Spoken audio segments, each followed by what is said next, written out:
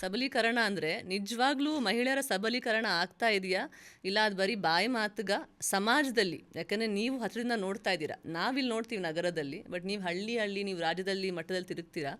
ನಿಜವಾಗ್ಲೂ ಮಹಿಳೆಯರ ಸಬಲೀಕರಣ ಇವತ್ತು ಗ್ರೌಂಡ್ ಲೆವೆಲಲ್ಲಿ ಇದೆಯಾ? ನನ್ನ ಪ್ರಕಾರ ಇಲ್ಲ ಅಂತ. ಯಾಕಂತ ಕೇಳ್ರಿ, ಸಬಲೀಕರಣ ಅಂದರೆ ಏನು? ಇವರೆಲ್ಲ ಹೇಳ್ತಾರಲ್ಲ, ಸಬಲೀಕರಣ ಅಂದರೆ ಏನು? ಮಹಿಳೆಗೆ ಫಸ್ಟು ಶಿಕ್ಷಣ, ಎರಡನೇದು ಉದ್ಯೋಗ, ಮೂರನೇದು ಅವಳಿಗೆ ಬೇಕಾದಂಗೆ ಇರಲಿಕ್ಕೆ ಅವಕಾಶಗಳು, ವಾತಾವರಣ ಆ ಥರದಲ್ಲಿ ಸೃಷ್ಟಿ ಆಯ್ತಾ? ಹೌದು. ಹೆಣ್ಮಕ್ಳು ನಾವು ಮನೆ ಒಳಗಡೆ ನಾವು ತಾರತಮ್ಯ ಮಾಡ್ತೀವಿ. ಏನು ತಾರತಮ್ಯ ಮಾಡ್ತೀವಿ? ಗಂಡು ಮಗನಿಗೆ ಒಂದು, ಹೆಣ್ಣು ಮಗಳಿಗೆ ಒಂದು. ಹೆಣ್ಮಗಳು ಫಸ್ಟು ಒಬ್ಬ ತಾಯಿ ಹೊಟ್ಟೆ ಒಳಗಡೆ ಹೆಣ್ಣು ಮಗು ಐತಿ ಅಂತ ಹೇಳ್ತಾರೆ. ತಾಯಿಗೆ ಖುಷಿ, ಒಂದಾಗಲಿ ಹೆಣ್ಣು ಅಂತ ಇರ್ತೈತಿ. ಅದೇ ಇನ್ನೊಂದು ಮಗು ಹೆಣ್ಣ ಅಂತಂದು ಹೇಳಿದಾಗ ಮನೆ ಒಳಗೆ ಎಲ್ಲರೂ ಕೂಡ ಒಂದು ಅಯ್ಯೋ ಎರಡನೇದು ಹೆಣ್ಣಾತ, ಅಯ್ಯೋ ಎರಡನೇದು ಹೆಣ್ಣಾತ, ಹೆಣ್ಣು ಬೇಡ ಅಂತೇಳಿ ಭೂಮಿ ಮೇಲೆ ಕಾಲಿಡಕ್ಕೆ ಬಿಡ್ಲಾರ್ದಂಗೆ ಆ ಮಗುವನ್ನು ತೆಗೆಸುವಂಥ ಎಲ್ಲ ಪ್ರಯತ್ನಗಳು ನಡೆದಿಲ್ಲ? ಹೌದು, ನಡೆದಿದ್ದಾವೆ, ನಡೀತಾ ಇದ್ದಾವೆ ಈಗಲೂ ಕೂಡ. ಹೌದು. ಒಂದು ಎರಡನೇದು ಹೆಣ್ಣು ಮಗಳು ಆಕೆಗೆ ಯಾಕೆ ಜಾಸ್ತಿ ಓದಿಸ್ಬೇಕು, ಆಕೆಗೆ ಯಾಕೆ ಹೆಚ್ಚು ವರದಕ್ಷಿಣೆ ಕೊಟ್ಟು ಮದುವೆ ಮಾಡಬೇಕು? ಅಥವಾ ವರದಕ್ಷಿಣೆ ಕೊಡೋದೇ ತಪ್ಪು, ನಾನು ಅದನ್ನು ಒಪ್ಪೋದಿಲ್ಲ. ವರದಕ್ಷಿಣೆ ಕೊಡೋ ಮದುವೆ ಯಾಕೆ ಮಾಡಬೇಕು?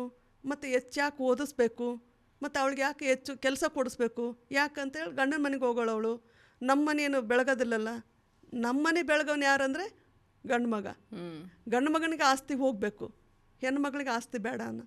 ಈಗಲೂ ಕೂಡ ಕಾನೂನು ಇದ್ರೂ ಹೆಣ್ಣು ಮಕ್ಕಳಿಗೆ ಆಸ್ತಿ ಕೊಡಲ್ಲ, ಮನಸ್ಸಿರಲ್ಲ. ಕಾನೂನು ಸೀಮಿತ ಮಾತ್ರ, ಕಾನೂನೇ ಸೀಮಿತ. ಅಂದರೆ ನಾವು ಯಾವ ರೀತಿಯಲ್ಲಿ ಸಬಲೀಕರಣ ಅಂತಂದೇಳಿ ಯೋಚನೆ ಮಾಡೋದು? ಹೆಣ್ಣು ಮಕ್ಳಿಗೆ ಉದ್ಯೋಗ ಆಯಿತಾ? ಹೆಣ್ಮಕ್ಳು ಉದ್ಯೋಗ ಮಾಡೋ ಕಡೆಗೆ ಸೇಫ್ಟಿ ಅದಾರ? ಎಲ್ಲಾದರೂ ಅವ್ರಿಗೆ ಏನು ಕಿರಿಕಿರಿ ಇರಲಾರ್ದಂಗೆ ಇದ್ದಾರ? ಹೌದಾ? ಇವತ್ತು ಸ್ವಲ್ಪ ಸಂಪಾದನೆ ಮಾಡ್ತಾರೆ ಅಂತ ಅನ್ನೋದು. ಸಂಪಾದನೆ ಮಾಡೋದು ಎಷ್ಟು? ಅವರು ಓದಿಗೆ ತಕ್ಕಂಗೆ ಕೆಲಸ ಆಯ್ತಾ? ಅವರು ಓದಿಗೆ ತಕ್ಕಂಗೆ ಸಂಬಳ, ಅವ್ರ ಕೆಲಸಕ್ಕೆ ತಕ್ಕಂಗೆ ಸಂಬಳ ಸಿಗ್ತೈತಾ ಅಂತ ಕೇಳಿದ್ರೆ ಇಲ್ಲ. ಏನೇನು ಓದ್ಕೊಂಡಿರ್ತಾರ, ಆ ಓದಿಗೆ ತಕ್ಕಂಗೆ ಕೆಲಸ ಇಲ್ಲ, ಆ ಕೆಲಸಕ್ಕೆ ತಕ್ಕಂಗೆ ಸಂಬಳ ಇಲ್ಲ, ವೇತನ ಎಲ್ಲಿ ಕೊಡ್ತಾರೆ, ಏನು ಕೊಡ್ತಾರೆ? ಗೌರ್ಮೆಂಟ್ ಉದ್ಯೋಗಗಳು ಎಲ್ಲದಾವು? ಗೌರ್ಮೆಂಟ್ ಉದ್ಯೋಗಗಳು ಎಲ್ಲದಾವು? ಎಲ್ಲ ಕೂಡ ಖಾಸಗಿ ಉದ್ಯೋಗದಲ್ಲಿ ಎಷ್ಟು ತಾಸು ಕೆಲಸ, ಇಷ್ಟು ವರ್ಷ ಎಷ್ಟು ತಾಸು ಇತ್ತು, 8 ತಾಸು ಕೆಲಸ, ಈಗ 12 ತಾಸು ಕೆಲಸ ಅಂತೇಳಿ ಮಾಡಿದ್ದಾರೆ. ಅಂದರೆ ಎಲ್ಲಿ ಇವರು? ಮತ್ತು ಅವ್ರು ಕೊಡ್ತಕ್ಕಂಥ 10,000 ಅಂಗನವಾಡಿ ಹೆಣ್ಣುಮಕ್ಳು, ಅಂಗನವಾಡಿಯಲ್ಲಿ ಕೆಲಸ ಮಾಡುವಂಥ ಹೆಣ್ಣುಮಕ್ಳಿಗೆ ಈಗಲೂ ಕೂಡ 10,000 ಸಂಬಳ ಕೊಡ್ತಾರೆ. 10,000 ಸಂಬಳದಲ್ಲಿ ಅವ್ರು ಎಷ್ಟು ಮಟ್ಟಿಗೆ ಅವರು ಮನೆ ನಿಭಾಯಿಸ್ಕೋಬೇಕು? ಮನೆ ಒಳಗಡೆ ಗಂಡ ಮಕ್ಕಳು, ವಯಸ್ಸಾದಂಥ ಅತ್ತೆ ಮಾವನ ಅವರೆಲ್ಲ ಕೂಡ ಹೆಂಗೆ ಕಾಪಾಡಬೇಕು? ಹೌದು. ಇದು ಎಲ್ಲದೂ ಕೂಡ ಮಹಿಳೆಯರ ಸಬಲೀಕರಣ ಆಗಿಲ್ಲ. ಸುಮ್ಮನೆ ಹೇಳ್ತಾರಷ್ಟೇ ಭ್ರಮೆಯಲ್ಲಿ. ನಾನು ಲಾಸ್ಟ್ ಟೈಮ್ ಮಾತಾಡುವಾಗ ನಾನು ಹೇಳ್ತಿದ್ದೆ, ಎಲ್ಲರಿಗೂ ಕೂಡ ಕಷ್ಟ ಇದೆ ಇವತ್ತಿನ ಸಂದರ್ಭದಲ್ಲಿ. ಆದರೆ ಅದನ್ನು ಯಾವ ರೀತಿ ಹೇಳಬೇಕು ಅಂತ ಗೊತ್ತಾಗ್ತಿಲ್ಲ ಅವರಿಗೆ. ಪ್ರತಿಯೊಬ್ಬರಿಗೂ ಕೂಡ ಕಷ್ಟ ಇದೆ. ಅದನ್ನು ಹೇಳ್ಕೇಳ್ತಕ್ಕಂಥ ಒಂದು ಮನಸ್ಸು ಅವ್ರಿಗೆ ಬರ್ತಾ ಇಲ್ಲ. ಬೇರೆ ಬೇರೆ ಏನೋ ಇರ್ಬೋದು. ನಿಜವಾದ ಸಬಲೀಕರಣ ಮನೆಯಲ್ಲಿ ಆಗಬೇಕು. ಮನೆಯಲ್ಲಿ ಆಗಬೇಕು. ಮನೆಯಲ್ಲಿ 2 ರೀತಿ. ಒಂದು, ಹೆಣ್ಣು ಗಂಡು ಅಂತ ತಾರತಮ್ಯ ಮಾಡಬಾರ್ದು. ಹೆಣ್ಣು ಮಗಳು ಹುಟ್ಟಿದಾಳೆ, ಗಂಡು ಮಗನಿಗೆ ಏನು ಅವಕಾಶಗಳಿದಾವ ಮನೆಯಲ್ಲಿ ಹೆಣ್ಣು ಮಗಳಿಗೆ ಕೂಡ ಅವಕಾಶ ಕೊಡಬೇಕು. ಎರಡನೇದೇನು, ಭಾಳ ಮುಖ್ಯವಾಗಿ ತಂದೆ ಮನೆಯಲ್ಲಿ ಆಸ್ತಿ ಇದ್ದರೆ ಮಗಳಿಗೆ ಆಸ್ತಿಯಲ್ಲಿ ಭಾಗ ಕೊಡಬೇಕು. ಇದು ಎರಡನೇದಾಯ್ತಾ. ಇನ್ನು ಮಗಳು ಅವಳು ಬಲವಂತವಾಗಿ ಮದುವೆ ಮಾಡ್ತಕ್ಕಂಥದ್ದು. ನೀನು ವಯಸ್ಸು ಬಂದೆಯಮ್ಮ, 7ನೇ ಕ್ಲಾಸ್ 8ನೇ ಕ್ಲಾಸ್ ಓದಿದೀಯಾ, ಸಾಕು ಬಿಟ್ಬಿಡು, ನಾನು ಎಲ್ಲಿ ತೋರಿಸ್ತೀನಿ ಅಲ್ಲಿ ನೀನು ಮದುವೆ ಆಗು. ಹೌದು, ಬಲವಂತದ ಮದುವೆ. ಅವಳು ಓದಬೇಕು ಅಂತ ಆಸೆ ಇರುತ್ತೆ, ಆದರೆ ಅವಳಿಗೆ ಹೆಚ್ಚು ಓದ್ಸೋಕ್ಕಾಗಲ್ಲ. ಯಾಕಂತ ಗಂಡು ಮಗನಿಗೆ ನಾವು ಓದಿಸ್ಬೇಕು, ನಮ್ಮ ಮನೆ ದೀಪ ಹಚ್ಚೋನು, ಈಕೆ ಬೇರೆ ಮನೆಗೆ ಹೋಗೋಳು ಅಂತೇಳಿ ಹೆಣ್ಣು ಮಗಳಿಗೆ ಅರ್ಧಕ್ಕೆ ಓದಿ ನಿಲ್ಲಿಸಿ ಅವಳ ಮದುವೆ ಮಾಡಿ ಗಂಡನ ಮನೆಗೆ ಕಳಿಸ್ತಕ್ಕಂಥದ್ದು. ಅಲ್ಲಿ ಯಾವ ರೀತಿ? ಗಂಡನ ಮನೆಯಲ್ಲಿ ಅಲ್ಲಿ ಕೂಡ ಆಸ್ತಿ ಇಲ್ಲ, ಅಲ್ಲಿ ಕೂಡ ಅವಕಾಶಗಳಿಲ್ಲ. ಹೌದಾ? ನಮಗೆಲ್ಲ ಮನೆ ನೋಡ್ಕೊಂಡಿರೋದಷ್ಟೇ, ಮನೆ ನೋಡ್ಕೊಂಡಿರೋದು, ಜೀವನ ಪೂರ್ತಿ ಹಂಗೆ ಇರೋದು. ಹೇಳ್ತಾರಲ್ಲ, ನೀನು ಅಂದರೆ ಚಿಕ್ಕ ವಯಸ್ಸಿನಲ್ಲಿ ಅಪ್ಪನ ಆಶ್ರಯದಲ್ಲಿ, ಯೌವನದಲ್ಲಿ ಗಂಡನ ಆಶ್ರಯದಲ್ಲಿ, ಮುಪ್ಪಿನಲ್ಲಿ ಮಗನ ಆಶ್ರಯದಲ್ಲಿ. ಅಂದರೆ ನಾವು ಹೆಣ್ಮಕ್ಳಾದವರು ಇನ್ನೊಬ್ಬರ ಅವಲಂಬನೆ ಬದುಕನ್ನು ನಾವು ಬದುಕಬೇಕು. ನಮಗಾದಂಥ ಸ್ವಾವಲಂಬಿ ಬದುಕು ಇಲ್ಲ. ಮತ್ತು ಯಾವ ರೀತಿಯಲ್ಲಿ ಸಬಲೀಕರಣ, ಹೆಂಗೆ ನಾವು ಆಲೋಚನೆ ಮಾಡೋದು ಸಬಲೀಕರಣ ಅಂತ. ಇವತ್ತು ಇರ್ಬೋದು ಕೆಲವರು ಎಲ್ಲ ಕೂಡ ಬರಳೆನ್ಕೋಷ್ಟು ಜನ ಹೆಣ್ಮಕ್ಳಿಗೆ ಆ ಅವಕಾಶಗಳು ಇರ್ಬೋದು, ಗೊತ್ತಿಲ್ಲ. ಅದರಲ್ಲಿ ಎಷ್ಟೋ ದೊಡ್ಡ ರೀತಿ ಶ್ರೀಮಂತ ಮನೆತನದ ಹೆಣ್ಣುಮಕ್ಳು ಕೂಡ ಒಂದಿಲ್ಲ ಒಂದು ರೀತಿಯಲ್ಲಿ ವಂಚನೆಗೊಳಗಾಗಿರ್ತಾರೆ, ಅನ್ಯಾಯಕ್ಕೊಳಗಾಗಿರ್ತಾರೆ ಭಾಳಷ್ಟು. ನನಗೆ ಗೊತ್ತದು. ನಾನು ಈ ಮಾತು ಕೇಳಿದ್ದೀನಮ್ಮ. ನೀವು ಒಬ್ಳು ಹೆಣ್ಣನ್ನು ಮನೆಯಿಂದ ಆಚೆ ಕಳಿಸ್ತೀರಾ, ಅವಳನ್ನ ಆಚೆ ಕಳಿಸಿ ಕೆಲಸ ಮಾಡೋಕ್ಕೆ ಬಿಡ್ತೀರಾ ಅಂತ ಅಂದರೆ ಸಂಪಾದನೆ ಮಾಡಿದ ತಕ್ಷಣವೇ ಅವಳ ಮೇಲೆ ಹೇಳ್ತಾರೆ ಇದನ್ನು, ನೀನು ಆಚೆ ಹೋಗಿ ಸಂಪಾದನೆ ಮಾಡ್ತಾ ಇದೆಯಾ, ನೀನು ಬಾಯಿ ಓಡೋಕ್ಕೆ ಶುರುವಾಗಿದೆ ಅಂತ.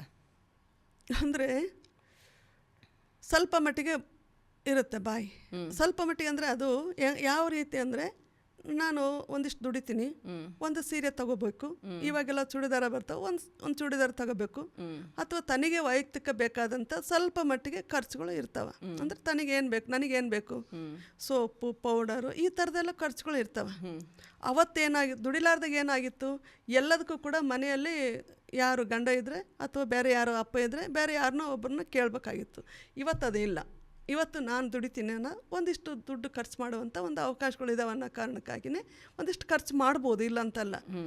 ಅದನ್ನು ಕೂಡ ಮಾಡಬಾರ್ದು ಅಂತೇಳಿ ಸಹಿಸ್ಕೊಳ್ತಾಳೆ, ಆ ಮನಸ್ಸು ಇಲ್ಲ. ಅವಳು ದುಡ್ದಾಳ, ಅವಳಿಗೆ ಒಂದು ಅವಕಾಶ ಕೊಡೋಣ, ಅವಳು ಮಾಡಲಿ ಬಿಡು ಅಂತ ಸಹಿಸ್ಕೊಳುವಂಥ ಮನಸ್ಸಿಲ್ಲ ಪುರುಷರು. ಇದಕ್ಕೆ ನಾವು ಹೇಳ್ತೀವಿ ಏನಂದರೆ ಪುರುಷ ಪ್ರಧಾನ ಸಮಾಜ.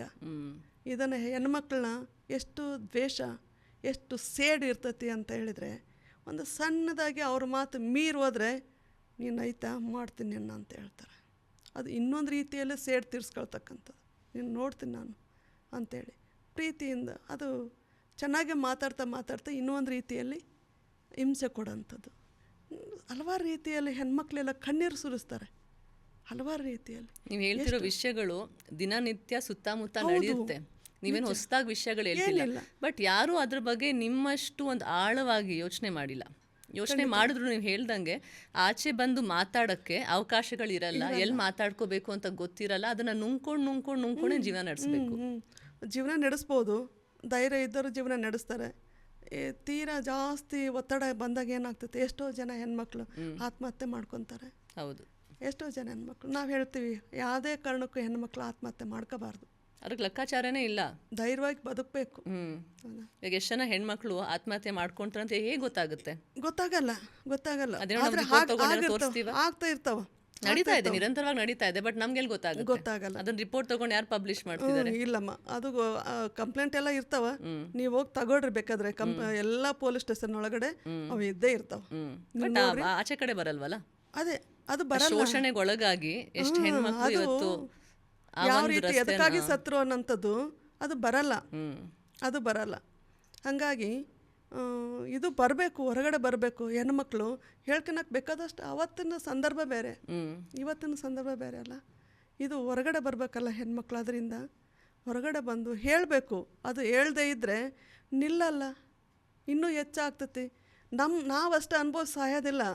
ಆದರೆ ಮುಂದೆ ಬರ್ತಕ್ಕಂಥ ಹೆಣ್ಮಕ್ಳು, ಹೌದು, ಅವ್ರ ಮಕ್ಕಳು ಮೊಮ್ಮಕ್ಕಳು, ಮುಂದಿನ ಪೀಳಿಗೆ ಏನಾಯ್ತಲ್ಲ ಅದು ಅವ್ರಿಗೆ ಆಗಬಾರ್ದಲ್ಲ. ಅದು ಹೌದು, ನಾವೇನೋ ಸಹಿಸ್ಕೊಂಡ್ಬಿಟ್ಟಿದ್ದೀವಿ. ಹೌದು, ಮುಂದೆ ಮಕ್ಕಳು ಮೊಮ್ಮಕ್ಕಳು ಯಾಕೆ ಸಹಿಸ್ಕೋಬೇಕು, ಮುಂದಿನ ಪೀಳಿಗೆ ಯಾಕೆ ಸಹಿಸ್ಕೋಬೇಕು? ಸರಿ, ನಾವು ಅದನ್ನು ಮುಚ್ಚಿಟ್ಕೊಂಡಿದ್ರೆ ಅದನ್ನು ಹೇಳಬೇಕು ಅಂತ.